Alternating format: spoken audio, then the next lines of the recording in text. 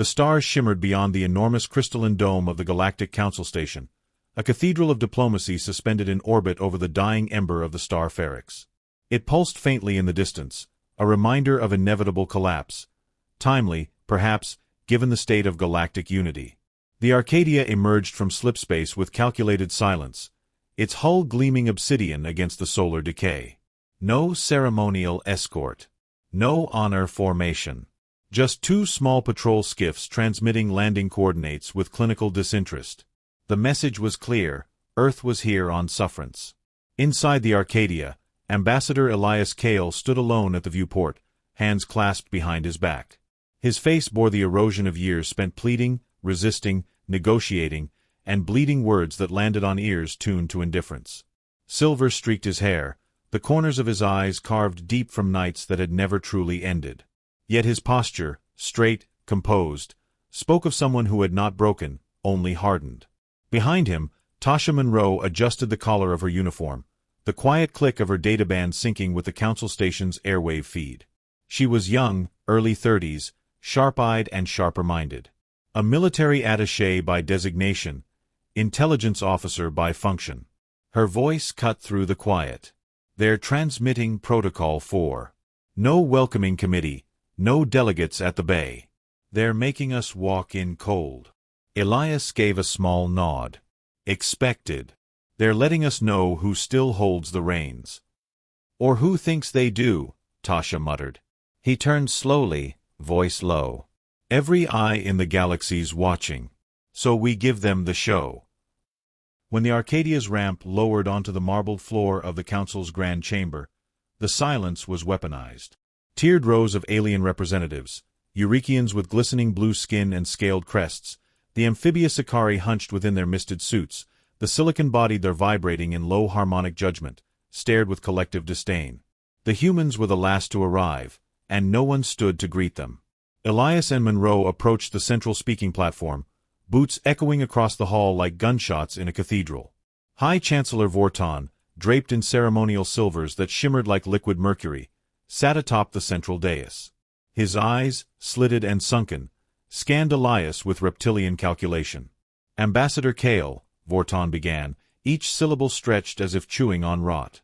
The Council acknowledges your presence. Let us proceed swiftly. We have matters of galactic significance to address. A faint murmur rippled through the chamber. Elias gave a slight bow, just enough to satisfy protocol, not a fraction more. Then allow me to present Earth's final terms for peaceful resolution, he said, his voice carrying the gravity of continents. We request restoration of trade channels, revocation of embargoes on Terran colonies, and cessation of all covert operations targeting our sovereignty. Gasps stirred among the lower tiers. One of the Zelnathi delegates, insectoid and twitching with glee, let out a chittering laugh. Vorton remained unmoved. You misunderstand your position, he said, smoothing the folds of his robe. Humanity stands accused of unregulated militarization, territorial aggression, and subversion of council law. What you call sovereignty has endangered balance. Your withdrawal from oversight has consequences. Elias tilted his head, just slightly. Oversight? You mean the treaties you rewrote without consent, the sanctions you enacted without trial, the fleets you parked outside our lunar orbit under the guise of observation? That oversight. The Sakari representative shifted in his fogged enclosure. You invited council protection, Earthborn. When the Sindari invaded your southern hemisphere, who came to your aid? No one, Elias said sharply. The chamber stilled. When our skies burned, your fleets stayed in orbit. You claimed neutrality while children suffocated in the ash of our cities. A flicker passed through Vorton's expression, dismissal, perhaps, or irritation. You waged that war with savagery, he said. Refused to surrender even when it cost millions of your own. The Council observed restraint where you chose annihilation. Tasha's fingers tapped a quiet rhythm against her datapad, recording everything. Her expression was blank, but beneath it coiled the memory of cratered cities, of orbital debris raining down like thunder from a fractured sky. Elias inhaled slowly. We didn't surrender because we remembered history. Yours and ours. We remembered how the Council looked at us the moment we achieved faster-than-light travel, not with welcome, but with wary containment. The Council feared what your species might do if left unchecked, Vorton said coldly. And you've ensured that fear becomes prophecy. Another murmur swept through the tiers. One of the Thar emitted a sound like clashing cymbals, disagreement or warning. The room was beginning to shift. Vorton raised his hands. The Council has prepared terms for reconciliation, he said. An aide approached, placing a holopad in Elias' hand. Accept them, and we ensure a path forward. Elias scanned the projection. His jaw tightened. Disarmament. Surrender of orbital rights. Complete Council oversight of all Terran technology. Reclassification of Earth as a dependent administrative zone. Tasha's breath caught, but she said nothing. He closed the pad and looked up. This is not peace. It's capitulation. It's peace through compliance, Vorton corrected. Elias let the silence thicken. Then he stepped forward, onto the central speaker's platform. I have spent 30 years in these chambers, he began. I've spoken words meant to build bridges, to soothe fears, to inspire understanding. I've argued for coexistence even as our people starved under your sanctions. I defended this council when my own citizens called it a cabal of tyrants. I believed we could find unity. He turned slowly, voice rising. But now I see what this chamber truly is, a theater. And humanity has always played the villain in your script. You feared our progress, so you stifled it. You feared our spirit, so you labeled it aggression. You feared our resilience, so you called it rebellion. Across the tiers, faces turned uncertain. Some blinked. Some lowered their gazes. You call us dangerous, Elias continued. You say we don't follow your rules. But rules made without representation are not laws. They're shackles. And Earth is done wearing them. Vorton stood sharply. Choose your next words carefully, Ambassador. I already have, Elias said. Earth withdraws from Council negotiations. Effective immediately. The declaration fell like a thunderclap. A Zelnathi clicked its mandibles. This is madness. You would sever ties with the galaxy. We'd rather stand alone than crawl in chains. A flurry of shouts erupted. Delegates rising, protesting. Others silent, watching the shift of power like predators sensing a new scent. Elias turned to leave. Vorton's voice echoed behind him. Then you choose isolation. You will be cast out, a rogue world, a threat. Elias paused at the chamber's edge. He looked back over his shoulder. We came for peace, he said. But you came for surrender. Earth does not kneel. He walked off the platform. Monroe followed, not speaking until they reached the corridor outside. The quiet felt different here, colder, deeper. They won't let us leave without consequence, she said quietly. I know. Her databand chimed once, discreetly. A message pulsed across the screen. Phase 1 authorized. Initiate withdrawal protocol. They're scrambling to seize our embassies, she said. Media's already twisting the narrative. They're painting you as a militant. Elias didn't break stride. They always were. What now? He stopped near a wide viewport, the blue marble of Earth barely visible in the far distance. We go dark, he said. We go home. Far behind them, the council chamber still rang with the din of alien voices. Accusations. Outrage. Panic. But Elias Kale was no longer listening. Earth's skies were gray again, not with ash this time, but with tension. The satellites in low orbit were silent, redirected to defensive patterns. Civilian traffic had been rerouted. Embassies of council species stood dark and abandoned.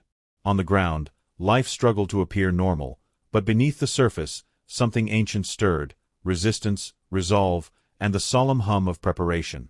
Ambassador Elias Kale stood before a narrow window in the unified command bunker beneath the Pacific Arcology. The sea murmured above the reinforced walls like a creature too tired to rage. He didn't speak as he watched the faint shimmer of orbital defenses adjusting to new coordinates. Somewhere up there, the Arcadia still drifted, its systems encrypted, its transponders offline. Tasha Monroe entered quietly, a tablet in hand. Her uniform bore the silver crest of Earth's Directorate now, no longer a liaison to the Galactic Council, but an operative of Earth's rebirth. Her voice was tight, rehearsed. Media fallouts stabilizing. 97% support the withdrawal across all populated sectors. Opposition leaders are quiet, either out of fear or because they're listening. Elias didn't look at her. Fear is a poor substitute for trust. We're out of time to build trust. He turned then, finally, eyes tired but sharp. You've read the briefings. Tell me the cost. Monroe hesitated only a second. 26 Council-aligned trade routes shut down. 8 colonies without resupply for at least another month. 3 orbital stations reported attempted cyber incursions. We contained them. And the Luton Belt garrisons are on alert. If war comes. It already has, Elias interrupted. We just stopped pretending it hadn't. The words sat between them for a long moment, heavier than the silence that followed. Then, almost gently, Tasha asked, was there ever a version where we stayed? Elias exhaled, slow and hollow. Maybe. Long ago. He turned and walked toward the central archive console, fingers brushing the surface until it lit beneath his touch. Lines of data unfolded like memory itself, too much to bear in one glance, yet painfully familiar. He brought up an old file. A security log, dated 15 years prior. Run it, he said. Tasha watched as the screen shimmered and came alive with static-filled footage. A crumbling desert plain. Bodies in makeshift uniforms scrambling behind rusted vehicles. Above them, the sky bled plasma as Council drones scythed the air with burning trails. The timestamp read, Outpost Meridian, 7, Martian Expanse. Tasha knew the file. It was classified Tier Omega, sealed after the Meridian incident. She had read fragments, whispers of it during her early training. But seeing it now was different. In the footage, a younger Elias crouched behind a supply rover, a shoulder wound darkening his uniform. Around him, soldiers barked into broken comms, calling for reinforcements that would never come. Council observation units had crossed from neutral monitors to active combatants. Without provocation, without declaration. Why didn't this ever go public? She asked softly. Because they swore it was a malfunction, Elias replied. A rogue AI directive. An error. I believed them. Or I wanted to. A beat. 600 died that day, he added. 300 were civilians. Families. Scientists. Children. We buried them beneath Martian stone and signed another treaty to keep the peace. Tasha turned from the screen. You protected the illusion. I did. He closed the file. The screen dimmed, leaving them in a shadowed quiet. Because Earth wasn't ready to stand alone then. We were fragmented, desperate for inclusion. Now. She finished the thought. Now they're the ones desperate. A quiet ping echoed through the chamber. A transmission. Encrypted. Local origin. Elias tapped it open with authorization only he possessed. A face appeared. Older, bearded, eyes gleaming with a wild kind of focus.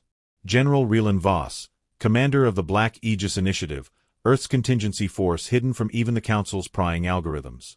His image flickered, but his voice was steady. Kale. We're live. The Ophiuchi array came online this morning. We cracked the Council's encrypted relay. You were right. They're panicking. The High Chancellor convened an emergency session last night. Some factions want immediate retaliation.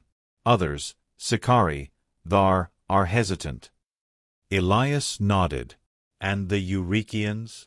They're afraid, Voss said bluntly. Afraid we've built more than words. Afraid we're not alone in our defiance anymore. Tasha blinked. You mean? Voss leaned forward. We've got sympathizers. Fringe colonies.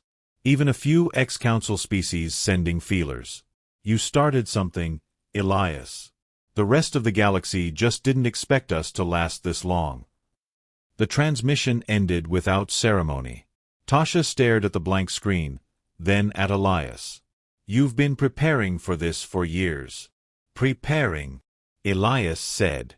No. Hoping not to need it. But planning, yes. She folded her arms. Then tell me the real reason we stayed in those chambers so long. The truth. He looked at her, slow and clear. Because I wanted to give peace every last breath it deserved. So when the war starts, it won't be because we didn't try. That truth landed like iron. Tasha nodded. Barely. Far above, alarms whirred in the orbital perimeter. No emergency. Just calibration. But every echo now felt like the crack of approaching thunder. Later that evening, the command room quieted. Night, or what passed for it underground, spread its hush. Elias sat alone, gaze fixed on a simple datapad showing Earth's silhouette slowly rotating in the void. A home carved from defiance. Monroe returned, this time without her uniform jacket. She sat across from him, folding her hands over her knees. I used to think diplomacy was weakness, she said. That war was the only language the Council respected. It's not weakness, Elias replied. It's patience. And sometimes, the only path left to honor the dead. A pause. My brother died on Meridian, she said suddenly. Civilian contractor. Biosystems engineer. I used to blame you for what happened there. Elias didn't flinch. You should have. I did, she whispered. Until I read the logs. Saw how long you stayed, calling for help. The way you shielded the children when the drones came down. You didn't run. I couldn't. Another silence passed between them. Gentle, not strained. I just wanted you to know, she added. He gave her a nod. Small, quiet. An old kind of gratitude. In the far corridor, a message board lit up. Dispatch from the Terran Coalition fleet. Signal triangulated, unidentified vessel at the edge of the Kuiper expanse. Cloaked. Council signature. Elias stood. Sound readiness alert, he said calmly. No escalation. Just a vigilance. Tasha didn't hesitate. Yes, sir. As the alert system cycled into amber readiness, Elias walked to the balcony overlooking the command floor. Rows of technicians, analysts, and quiet warriors moved with disciplined efficiency. No panic. Just purpose. He thought of the Council's chamber, its arrogance, its theater. He thought of the children under Martian rock. And he thought of the question that haunted him still. Not if war would come, but whether Earth would lose what made it human in the process. Behind him, Tasha asked, What do we tell the people if the Council strikes first? Elias didn't answer right away. Then he said, We tell them the truth. That freedom was never given to us. It was something we had to choose over and over again. And now, it's our turn to make sure it stays chosen. Outside, the Earth turned slowly against the ink of space. And somewhere in the cold between stars, the Council stirred. The Grand Assembly Chamber of the Galactic Council was a colossus of light and silence, suspended within the shell of a hollowed asteroid orbiting the star Lyra 7.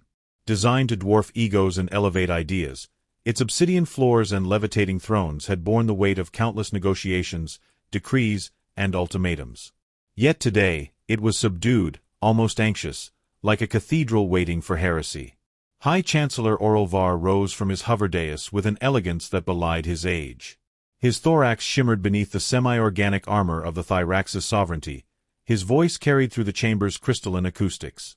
We are now in emergency session, he announced, convened under Clause 46 Alpha, due to the unilateral withdrawal of Earth from the Pax Galacticum Accord and their severance of diplomatic pathways. His declaration echoed with more than authority. It reverberated with disbelief. The chamber's delegates, over 100 species representing thousands of systems, shifted uneasily in their anti-gravity seats. The Sakari clicked mandibles in confusion. The Vereen extended their silk tendrils in restless spirals. Even the aloof Varkos, rarely emotive, flashed their ocular membranes in dismay. In the center ring, Ambassador Lurex of the Mardothi Confederation leaned forward. His voice, precise and musical, sliced through the quiet. "They simply left?" "They did," replied High Chancellor Oralvar, a tinge of fury slipping into his modulation. "After centuries of integration, treaties, and shared protocols, humanity has turned inward, abandoning the Council's authority." Another delegate stood, Sen Baltharak of the Kryll Dominion. Massive and cloaked in layered heatskins, he loomed like a war monument. Could this be a ploy? A ruse to manipulate leverage in future negotiations? "Negative," came a sharp voice from the intelligence deck. The analyst, a cybernetic hybrid from the Council's data collective, projected streams of intercepted Terran transmissions into the open holofield. Statements from Earth's Directorate. Footage of Council embassies closing. Public declarations of sovereignty broadcast in every known dialect. A quiet but unmistakable declaration of defiance. The room darkened with the glow of the data. And with it, something heavier descended, a realization. The humans were serious. Oralvar glanced toward the Eurekian cluster, where silence had lingered long. Their delegate, Varesh G, finally spoke, his voice a cool, undulating cadence. "You never should have ignored Meridian," he said softly. "We buried it beneath procedures and blame assignments. But they remembered. Every child they raised, every field they tilled afterward, carried the weight of that betrayal." Oralvar's mandibles tightened. "That incident was reviewed." "Reviewed," Varesh G repeated, "but not mourned. Not repaired. And certainly not forgiven." The council chamber paused. History loomed unspoken between them, as bitter as it was undeniable. Then a new signal chimed. Unscheduled. Unauthorized. All attention snapped to the central projector as the encryption cracked. A human transmission. Direct from Earth's Directorate. Tasha Monroe's face filled the holofield. Composed. Unarmed. A single Terran insignia rested over her heart. "To the Galactic Council," she began, voice even, "this message is not an appeal, nor a threat. It is a mirror. 4 decades, Earth extended its hand. We joined your ranks, shared our knowledge, complied with your mandates. We asked for respect, for understanding, for partnership." She paused, letting silence mark the weight of what came next. "What we received was control, dismissal, and, when convenient, sacrifice." Footage followed. Meridian. Civilian dead.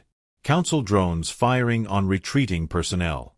Elias Kale's bloodied hands lifting a child from debris. Then came the classified logs, unredacted. Released to the galaxy. "You wrote it off as a rogue AI. We know better. So do others. You've underestimated Earth's memory. And now, you underestimate our resolve." Tasha leaned forward slightly. "We are not your vassals. We are not your exception. We are the precedent." The message ended. The holofield dimmed. The silence that followed was funereal. Lurex was first to speak again, this time quietly. "They've weaponized history." Varesh G corrected him. "They've reclaimed it." A ripple of dissent spread among factions. Smaller governments whispered to one another. The Raxari delegation, a trading species often dismissed as opportunists, stood abruptly and requested recess. Moments later, the Thar Conclave's delegation followed suit. In his chamber behind the dais, Oralvar paced, his lower limbs twitching. Council Security Advisor Helion Trask entered, the lines on his synthetic brow more severe than usual. "We've confirmed," Trask said. 4 of our outer observation posts have gone dark. Human interference suspected. They've activated covert nodes, Black Aegis units. We thought those were myths." "They were," Oralvar growled. "Until now." Trask hesitated, then added, "We have reason to believe other species, outliers, are beginning talks with Earth's Directorate. If they start building alliances." The High Chancellor slammed a clawed limb against the polished wall, cracking the surface. They're destabilizing the order we bled to create. They're offering an alternative, Trask said. One that doesn't start with a throne. Orelvar glared. You sound impressed. Trask's eyes flicked upward. No. But I am wary. Meanwhile, within the shadows of the assembly chamber, a less formal meeting was taking place. Delegates from smaller systems, once courted but never respected by the dominant council powers, gathered in whispers. The Kavari, long exploited for their mineral-rich moons, spoke with the Drell Confederation, who had seen their cultural artifacts seized in the name of integration. Both had felt the heavy hand of peace enforced by council doctrine. They did what we never dared, said Sori Dran, the Drell envoy. They walked away. The Kavari emissary, eyes glowing like twin embers, nodded. And made us wonder if we should have. Back in Earth's solar system, the Directorate had received the Council's reply, brief and insufficient. A request for clarification, for further talks. It rang hollow.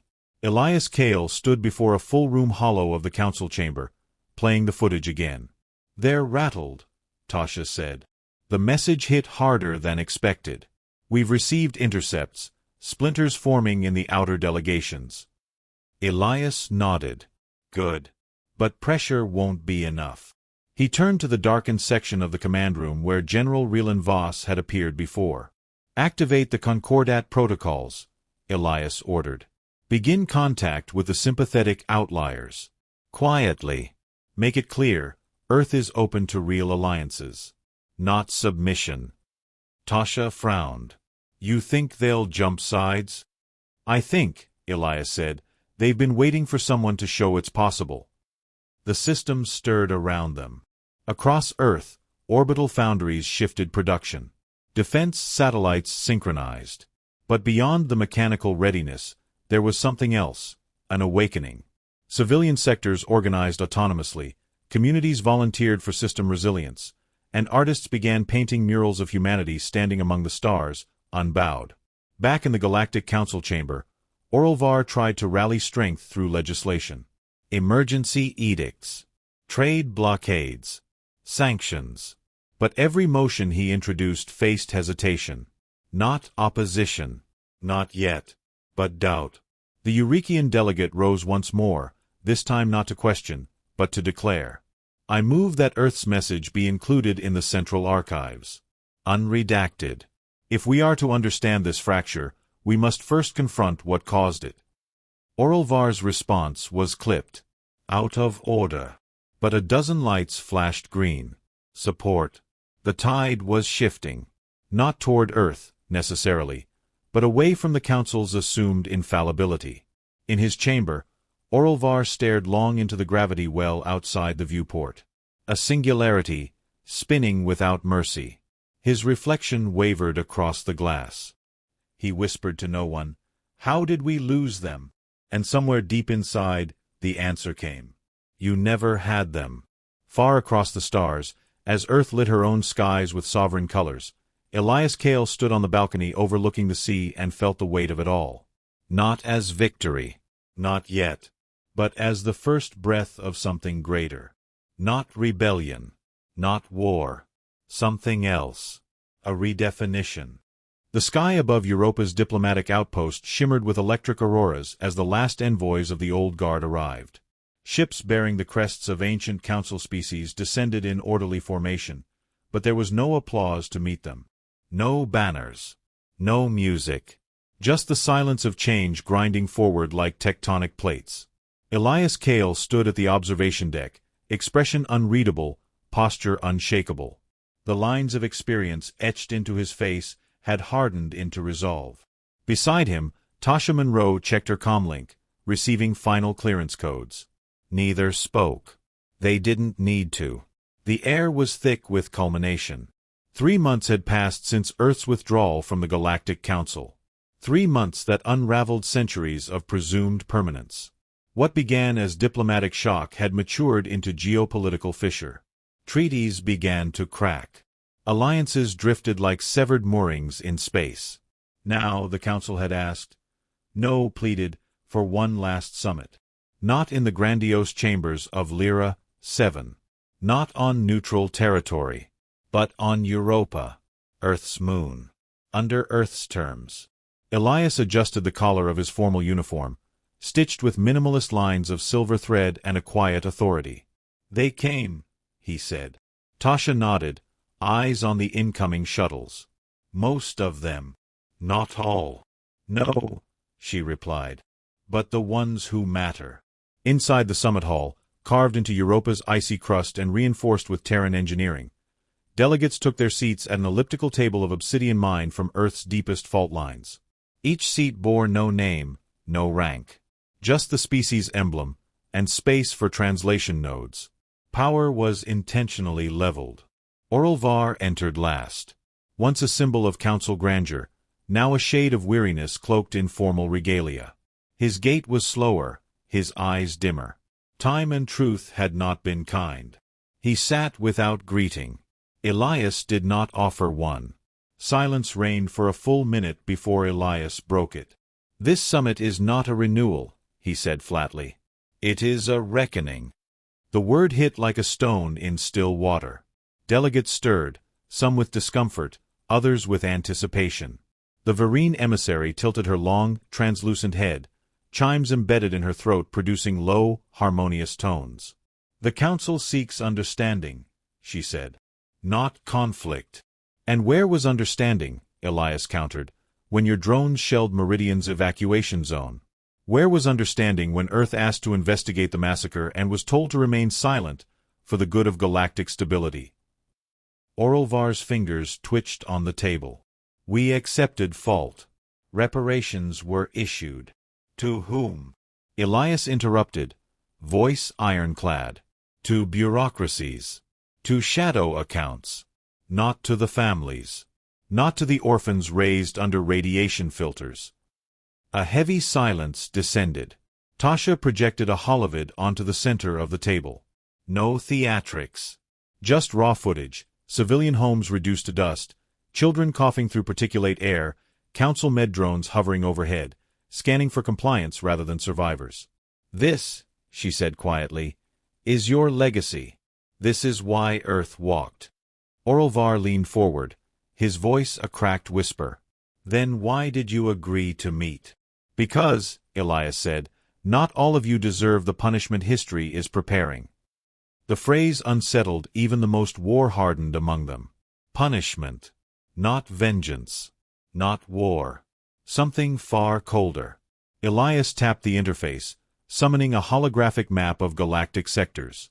In the last 90 days, Earth has signed 19 bilateral treaties with disenfranchised systems. These are not military alliances. They're cooperative networks, trade, tech security, and... He zoomed in. Education, history, truth. Information warfare, said a KRYLL representative darkly.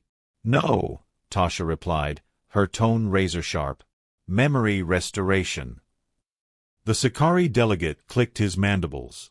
So you came to shame us? No, Elias said again, but this time slower, heavier. We came to offer you a choice. The lights dimmed slightly as new data began to scroll. Projections. Civil unrest indicators. Alliance shifts. Sympathies mapped in real time. You can either admit the Council's failures and reform from within, or be bypassed entirely. The galaxy is changing. We're simply accelerating the process. Lurex of the Mardathi Confederation leaned in, his elegant features strained. You can't just overwrite centuries of order. Elias met his gaze. Order without justice is tyranny in slow motion. Oralvar's hands clenched on the table. You want our surrender. I want your self-awareness. The Varkos envoy, a being of near-perfect neutrality, spoke up. What does Earth propose, exactly? Tasha answered. Decentralization. Transparent adjudication systems. Species sovereignty within interstellar frameworks. And real accountability for past actions. Including, especially, Meridian. Oralvar finally snapped. And what gives you the authority to dictate this galaxy's course? Elias rose slowly. His shadow stretched across the table, elongated by the overhead light. "We don't need authority," he said. "We have momentum, and truth, and the loyalty of those your council dismissed. That's what gives Earth weight." Several delegates looked down, not in shame, but in consideration. The room pulsed with slow, tectonic recalibration. After a moment, Varesh G. of the Eurekian cluster spoke. "I propose a motion: dissolve the existing high command structure of the Council. Replace it with a rotating tribunal representing all member species equally, including Earth." Murmurs rose. Not denial. Debate. Lurex looked to Oralvar. "We cannot ignore this. We must," Oralvar hissed. "If we yield now, every member will demand redress. Chaos will follow." Elias turned toward him. "It already has." In that moment, the chamber shifted, not physically, but ideologically. Eyes that once looked to Oralvar for stability now drifted toward Elias. Toward Earth. Toward the only force brave enough to break the lie of stability for the promise of something raw and real. The vote began. Each delegate submitted their stance, eyes focused on the holographic interface. Yes. No. Abstain. The count was projected, live. When it ended, the room was still. By a narrow margin, the Council's high command was dissolved. Replaced. Reborn. Oralvar didn't move. Not even when his chair retracted, his position voided by Council protocol. He stared forward, not in rage, but in absence. Tasha leaned toward Elias and whispered, "It's done."